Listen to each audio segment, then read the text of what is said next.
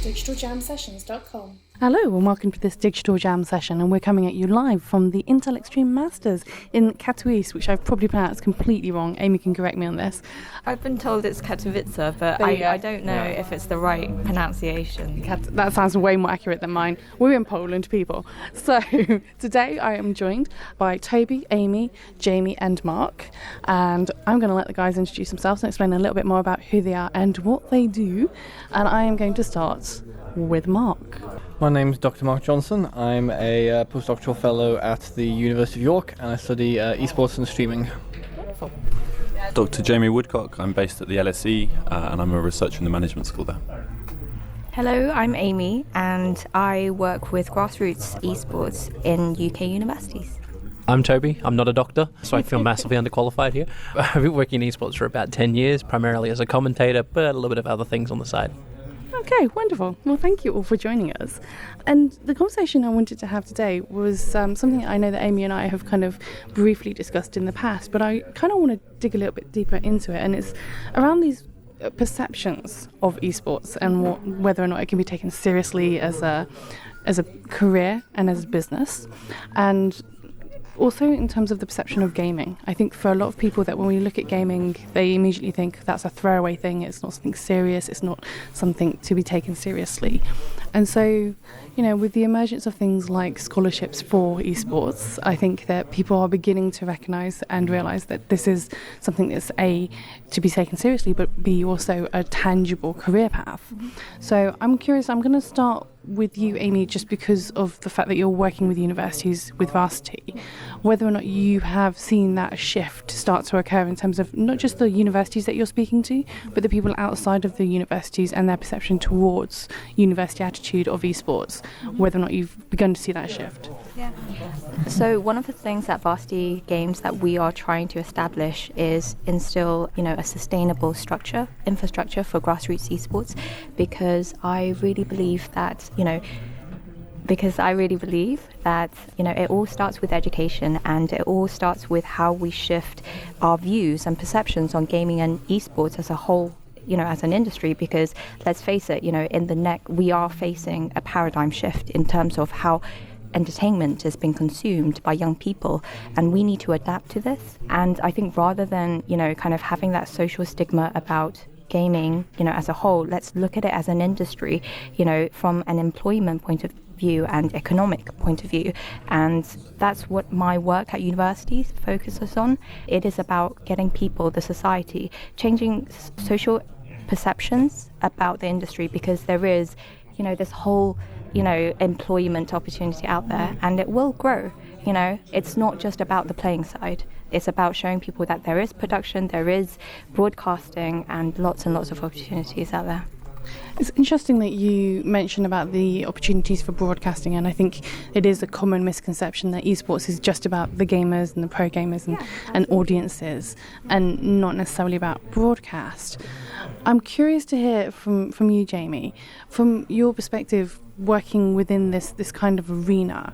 One of the things that I think has been highlighted a couple of different times in conversation with a few different people is that there are certain knowledge gaps, certain experience gaps that we have within the esports industry when it comes to the commercial side of the business, and where the recruitment is coming from in terms of, are we recruiting people from the games industry, are we recruiting people who've already been a pro player or a player of some sort, versus recruiting people with that commercial experience.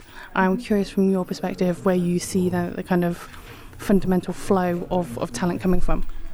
Yeah, so Mark and I, we do research both with ESL and with Twitch, and this is something that we've been looking at a lot to think about the career paths that are emerging, because often what you have is people who have a vast amount of experience about the industry, about working inside of the industry, but many people who've ended up running teams perhaps don't have the more traditional management education, or the kind of skills that are taught in universities. And so one of the things we're very keen on is thinking, how could we take the best of education that's happening inside of universities and adapt it for people who are actually at the cutting edge of this industry. And partly this is a two-way thing, both benefit. People in the industry, if you're able to negotiate contracts or to manage a team effectively, these are skills that will continue to have a positive impact on the industry. but also universities can learn a lot from what's happening here. You know, lots of my colleagues have never heard of esports. You know, there's still, I think both can gain from that. There's a reciprocal relationship, and that's why we come to events like this. I think it's very important that we build those bridges between the two worlds, which Varsity Games is a very important part of too. Okay, so interestingly, you say that not a lot of your colleagues know about what esports is, and yet we have a colleague here.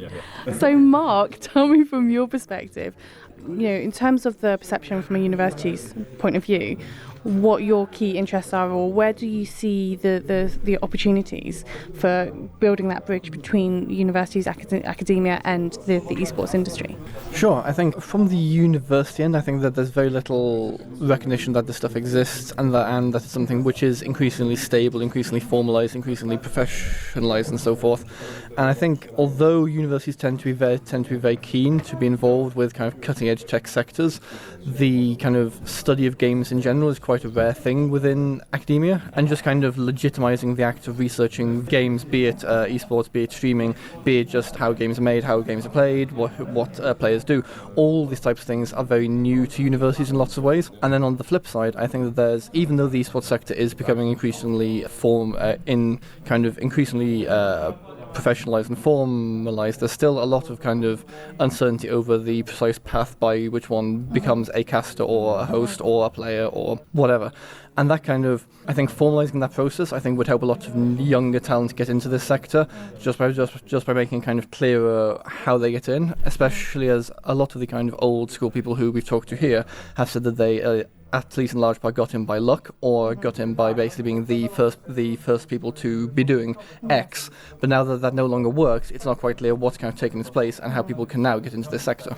It's interesting that you say this because, you know, for the esports industry, that's definitely an issue. But ironically, it's also an issue for the games industry, in as much as if you ask 90% of the people who are in the industry how they got there or was it planned, most of them are going to tell you, well, it was accidental, or I fell into it, or whatever that thing is. It's not like it was a planned career path to get into that industry. And I think there's definitely some similarities there in terms of esports is kind of going in the same direction of, to put it as mildly as possible, the blind leading the blind, and that there does need to be a little bit of structure around the way that you can enter into these industries with clearly defined skill sets and clearly defined, you know, bars of standard, if you like, as to what you can and can't do and what your abilities are. I don't think there's any measure for those abilities at the moment, so it'd be interesting to see what those measures end up becoming.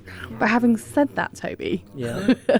as a caster, Yeah. why don't you tell us how you became a caster? Oh my god, that's such a great story. Well, I was one of those ones that actually knew not exactly where I wanted to go in the gaming world when I first started, but I definitely knew once I decided to be a commentator that that's what I would work towards. And I knew that at that point the job didn't exist. That at that point I think there's actually only 3, maybe 4 people worldwide that are actually employed as esports commentators.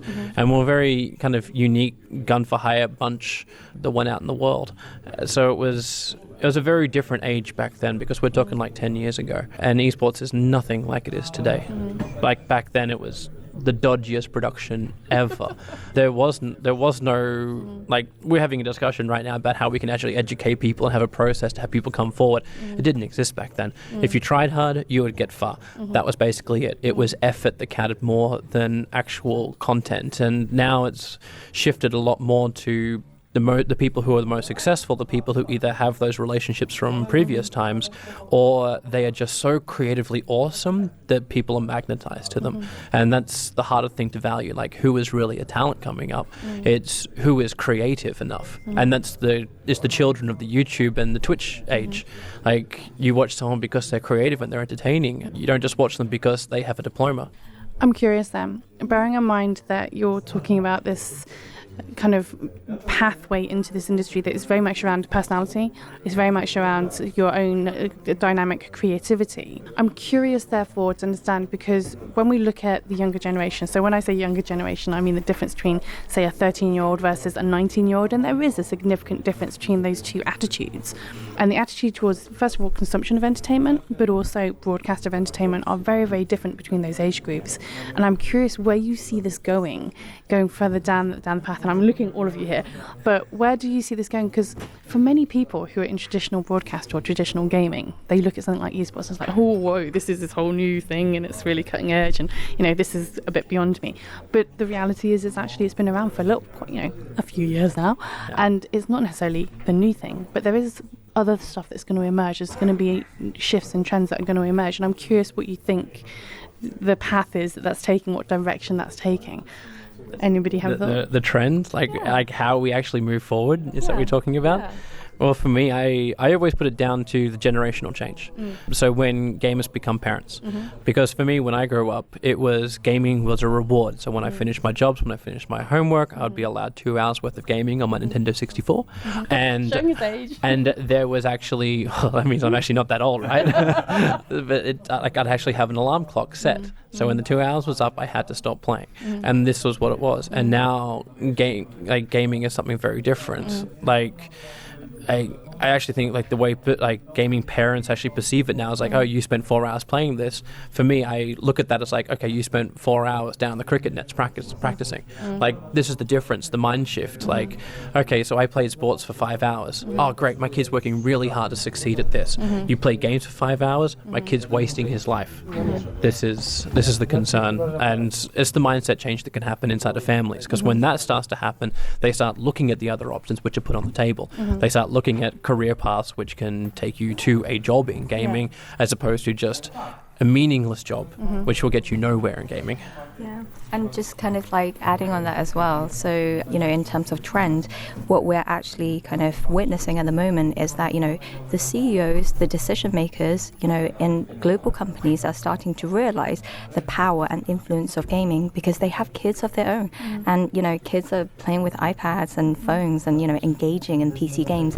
And they're seeing, there is a lot of potential. So you are seeing, non-endemic sponsors coming into this industry because they realize that this is what captures and engages the young millennials. But, from a kind of, a third perspective, we need to kind of we really need to have this infrastructure where parents feel safe, to allow their children to engage in, a safe environment. So it's non-toxic and it's responsible and it's, in its integrity, and also diversity. Okay, so it's interesting that you say this, because obviously one of the attitudes is parents' attitude towards gaming in the first place, and for a lot of parents they would see gaming as something that isn't necessarily responsible or isn't necessarily a career path. So I'm curious, okay, Mark's got a comment on this.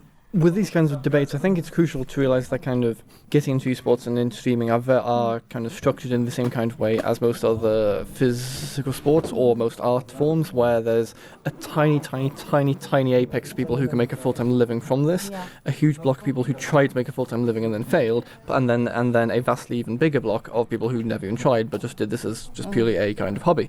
And if you look at something like League of Legends, which I believe has pushed around 100 million players now, and something like maybe, depending on how you define the word pro, something like maybe a couple hundred pro players, something in that range. And I think it's kind of crucial to look at the fact that most of those who aspire to that kind of goal will try and then miss it, and they will in some ways be left worse off for having not put their time and effort into other paths that they could have taken instead. But then also, you say this, but I think it's interesting because a lot of people's perception of the opportunities within esports is become a pro player or become a caster. But there isn't really an understanding of actually all the other stuff that goes on, all the other support roles that occur and all the other functions that occur. And I think that there is probably a need to kind of peel back some of those layers and understand actually, from a broadcast perspective, yes, you still have a traditional producer and exec producer and all those other roles that need to happen in order for broadcast to happen. And I think there is also that common misunderstanding of the fact that esports is actually broadcast. It's not that dissimilar to broadcast in many, many ways. But I think because people see this as a Twitch thing or a online streaming thing, they don't necessarily think of it in broadcast terms as such. But I'm curious, Jamie, if you have anything to throw in on this particular question. Yeah, so I think one of the distinctive things about esports or kind of streaming and so on is the co-production of it as an art form or as a kind of cultural form runs at the very core of it. And I think that's one of the things that is going to make the transitions that happen in the future more complicated, is although you have this pyramid-like structure, all the people who play League of Legends or whichever game we're talking about feel like they are an integral part of that community. You know, they help to construct it. They come to events like this, they stream, they share content, they do all of these things as a kind of as a community, as a community at its core. But I think the point of what else people can do than be pro players, I think, is very important, because at the moment the window for being a pro player is very small. There are lots of factors around how the processes are informal and so on, which means only a certain section of people can become that pro player. And I think as it develops, it will be interesting to see if more of those roles develop, you know, for older people like us, you know, but what other kinds of roles? So there are only so many people who can be managers, only so many people who can be casters, but who, you know, are people who understand that community becoming part of the production side, or is TV going to try, you know, who comes over from TV and how those things are negotiated, I think is really important. Which brings round to the kind of interesting question, and you guys can answer this for me because I'm not sure, but is there such a thing as a pro player sports agent? Yes. There's a couple of groups that were created, but I don't know if any have really stood the test of time. Most of the ones which did appear have kind of just worked in the background, so they're not really out there, at least that I've seen.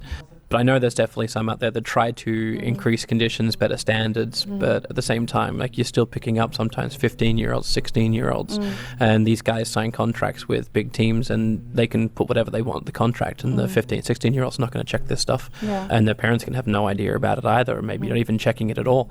So there's a lot of issues when you're working with a younger generation which has no easy guidance and no other systems in place to protect them. Let's do something briefly on this. I think there are some lessons we can take from traditional sport. One of which is, you know, football, for example, has, they don't call it, but it's a players' union, where people come together and they talk about conditions and they talk about these things. You hear stories occasionally of the kinds of contracts people have signed, where if that was in any other industry, that would be considered, that's borderline criminal. And I think this is where some of that teaching about you know, how to read a contract, how to negotiate a contract, is not only about the technicalities, but also as money comes into esports, it's important that that money is used well. You know, that both sides benefit from it. Because I think you talk to some younger people and there's a thing of, oh, we're going to get this money for something. That's not what a sponsorship arrangement really is about. And how to work with that, I think, is very, very important. And hopefully we see more attempts like people coming together to share that knowledge. Okay. Well, as always, we like to ask our big question. And so I'm going to hurl that at you, which is, what do you think is the significant change that needs to occur, be that cultural or technological, within the next 5 or 10 years that will completely change the way that you do business? And so I am curious to understand, from your perspective, Toby. Well, technology-wise, it'd probably be where I would focus. Even though culture would be interesting, just because, like, can I choose both? I can choose both. Yeah, awesome. Great. Culture-wise, it would be a mindset shift of what is entertainment, what is sport, what is that casual viewing you watch when you get back at the home every day, because that changes my target audience. But the technology side of things is, how do I then showcase the game? How do I then showcase what I present? And as technology moves forward, like, you could look at things like virtual reality, for example. This kind of stuff could revolutionize, or it could actually be completely useless in the industry. And most of the stuff I've seen so far only half utilizes it. I don't see anyone really taking it to another level. And that's something which I don't know if it will change in 2 years, but how to actually commentate a virtual reality game, that would be a challenge. Okay, so I apologise to our listeners. We managed to get through almost the entire episode without talking about VR. So I apologise that we didn't manage it, but I'll continue. I'm sorry when Gabe Newell stands up at the start of my biggest event during the year and says, hey, everyone, check out our virtual reality. It does sit in my mind.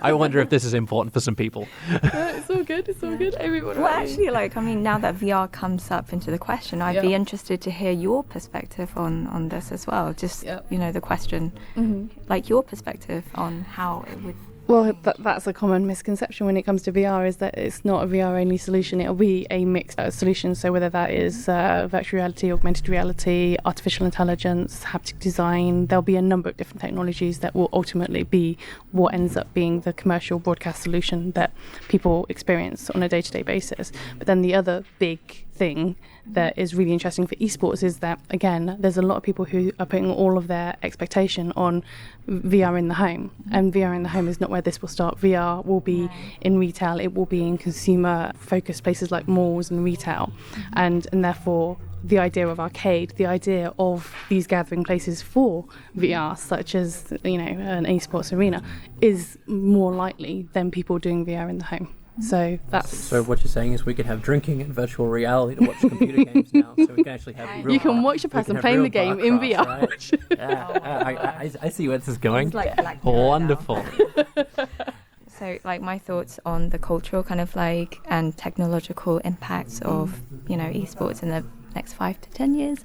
So I think, you know, for me, and, you know, this is what I'm really, really passionate about, it all starts with education, and it all starts with how the society accepts, you know, the digital kind of like paradigm that we're actually shifting into, and very, very fast as well.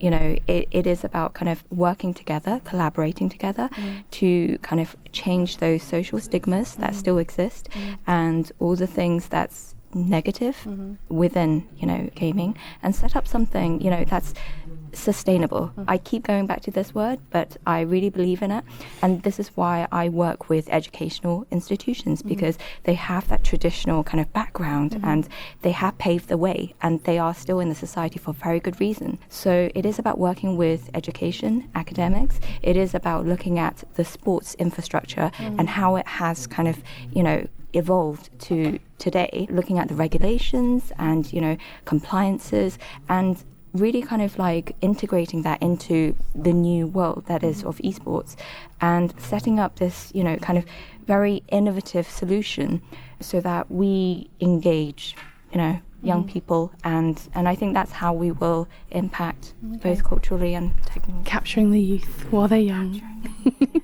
Okay, and what about you, Jamie? So I think I'm going to say that I think this is my sociologist coming out. So I think whenever things like this develop, there are different interests that come together. And I think both on the cultural and technological side, the key to what happens in the next 5 to 10 years is which interests are at the forefront. And I think the inflow of money into the industry more broadly is both a positive thing and a risk. And I think as an academic, so someone who's removed from the situation but looking in, it's the interest of the viewers, the people who play the games, the next generation of people coming up. We need to ensure that those are at the forefront of some of these decisions that are being made. So what happens to players after they no longer compete? You know, where do they go? What happens to people who never reach that level? And how does the whole community benefit? And I think culturally we're going to see greater and greater acceptance. And I think part of that is about bringing it into universities, bringing it into schools. I think people seeing the benefit and finally losing that notion that video games are a waste of time that we talked about before. And I think that's very exciting because it opens many doors. But I think we have to be aware of the power plays that come in the next 5 to 10 years to see what the future brings. Okay, and Mark? I would very much echo what Jamie said, but I would also add, in terms of kind of growing the audience for esports, I think there's an almost kind of literacy issue where something like Dota is exceedingly hard to read for the inexperienced viewer compared to, say, tennis or football or something. And I think for esports to expand beyond people who are kind of natively game players, I think some kind of system needs to be in place to basically promote these things to those people and to make these things understandable in some way, and also to highlight kind of where the skill comes in here. Because again, I think the inexperienced viewer who sees tennis, they can see where the skill is and kind of what makes one player superior to the next player. Whereas I think with a lower level of kind of game/computer literacy, it's harder for the inexperienced student's view to see what is it that this player is doing so in kind of such a skilled way that 100 mil people can't do. And I think kind of finding some way to bridge that gap and to explain to people what exactly, not explain in a kind of didactic way, but to make it clear where this skill lies and where it comes from, and why these people are worth viewing as kind of extremely skilled athletes, whether in air quotes or not, I think is crucial. Okay, so more of a kind of inclusive education approach, if you like, to the mainstream audience. Interesting. Just add something really, really quickly. So from a technological kind of like perspective and its impact, I believe there is a correlation between esports players and STEM subjects, because of the fact that you require certain skills to play certain games, and these tend to fall into the category of science, engineering, mathematics. And this is a correlation that I've seen from a sample size of students that I've worked with in the past from my tournaments. And there is no data to prove that there is a correlation. I believe there is, and I believe that I want to build, more tournaments and more database to prove that this is the case and there is a correlation. And I think if there is, potentially, there could be a solution where we engage younger students into STEM education through games. Yes. We capture their passion, their interest through the games they play, and in effect we could actually kind of lead them down a path of STEM education, in a very organic way. And I think that could be big for the future of technology, because let's face it, technology will be based on STEM talents. At Mindcandy we used to call that funucation. But in conclusion, as always, we like to give our listeners a way to be able to find out a little bit more about you and what you're up to, and we ask you to do that by sharing with us your social media handle of choice.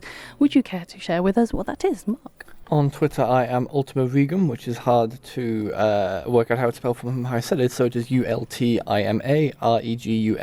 Wonderful, thank you. On Twitter, I'm Jamie_Woodcock, and Jamie is JAMIE. So on Twitter, we are at the Varsity Games. I'm Tubby Wandota over on Twitter. Very simple. I don't want to break the mould. Everybody stick with Twitter. Okay. And as always, thank you for listening. If you enjoy this content, don't forget to subscribe and review, and follow us on Twitter at Digital Jam Ltd. digitaljamsessions.com